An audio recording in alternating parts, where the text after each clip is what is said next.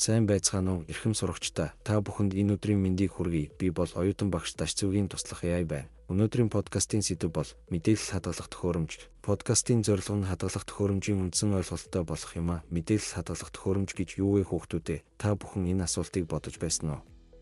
Компьютер дээрээ зураг, бичлэг, эсвэл ажлын файлаа хадгалах үед тэр мэдээлэл нь яг хаана хадгалагдаж байна вэ? Та бүхэн юу гэж бодож байна? За та бүхэн бодоод хариулсан байх гэж найдаж байна.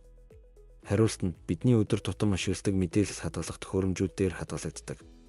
Санал нийлж байна уу хүүхдүүдээ? Хадгалах төхөөрөмж гэдэг нь компьютерийн мэдээллийг тогтвортой удаан хугацаагаар хадгалж, цахилгаан тасалдах эсвэл компьютероо унтраахад шаардлагатай байх нөхцөлийг бүрдүүлдэг тусгай хэрэгсэл юм. Хамгийн түгээмэл хадгалах төхөөрөмжүүд. Бид одоо хамгийн түгээмэл 5 төрлийн хадгалах төхөөрөмжийг авч үзье. Нэгдүгээрт HDD, Hard Disk Drive. Энэ бол дотор нь соронзон төмөр диск, өндөр хурдтай эргэдэг хуучны технологи юм.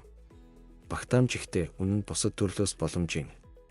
Гэхдээ ажиллах хурд нь арай удаан байдаг. Хоёрдугаарт SSD Solid State Drive. SSD нь ямар нэгэн хөдөлдөг механизм байдаггүй. Флаш санах ойд суурилсан технологи юм. Тийм учраас маш хурдан ачаалдаг, чимээгүй, мөн найдвартай ажилдаг. Өнөө үеийн ихэнх зөөврийн компьютерууд энэ төхөөрөмжөөр тоноглогдсон байдаг. Гуравдугаарт USB Flash Drive. Бидний энгийнээр ярьдаг флаш юм. Жижиг хэмжээтэй авч явахад хамгийн тохиромжтой бөгөөд файлуудыг нэг компьютерээс нөгөө рүү зөөх үндсэн зорилготой. Дөрөвдүгээрт memory card. Энэ нь SD болон micro SD card гэж нэрлэгддэг бөгөөд гар утас, камер, дрон зэрэг жижиг электрон төхөөрөмжүүдэд мэдээлэл хадгалахад ашиглагддаг. Тавдугаарт үүлэн хадгалалт буюу cloud storage.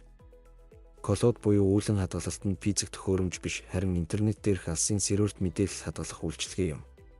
Google Drive, OneDrive, iCloud зэрэг үйлчилгээг ашиглан та файлаа хаанаас ч хизээж нээх боломжтой бөгөөд мэдээлэл алдагдах эрсдэл багтаа байдаг байна. Хадгалах төхөөрөмжүүдийг товч харьцуулбал HDD hard disk нь багтаамж их, хэмнэлттэй, гэхдээ удаан байдаг. SSD hard disk нь хурдтай, найдвартай, гэхдээ үнэтэй байдаг. USB flash нь файлууд зөөвөрлөхөд тохиромжтой байдаг. Memory card нь файлууд, зураг, видео дамжуулахад түгээмэл хэрэглэгддэг. Үүлэн хадгалалт нь интернеттэй бол хаанаас ч нэвтрэх хандах боломжтой байдаг. Бидний бүх мэдээлэл, үн цэнтэй файлууд хадгалах төхөөрөмж дээр амьдарч байдаг тул өөрийн хэрэглээ, хурдны шаардлагад нийцсэн зөв төхөөрөмжийг сонгох нь ажил, сурах болон хувийн хэрэглээнд чухал ач холбогдолтой юм. Төгсгөлд нь ингээд мэдээлэл хадгалах төхөөрөмж сэдвийн товч мэдээллийг танд хүргэлээ. Та бүхэн өөрийн хэрэглээндээ тохирсон төхөөрөмжийг сонгож файлаа аюулгүй хадгалж байгаарай. Өнөөдрийн подкастыг оюутан багш Дашцүгийн туслах AI хүргэлээ. Сонссон та бүхэндээ баярлалаа. Дараагийн подкастаар уулзтлаа. Түр баяртай.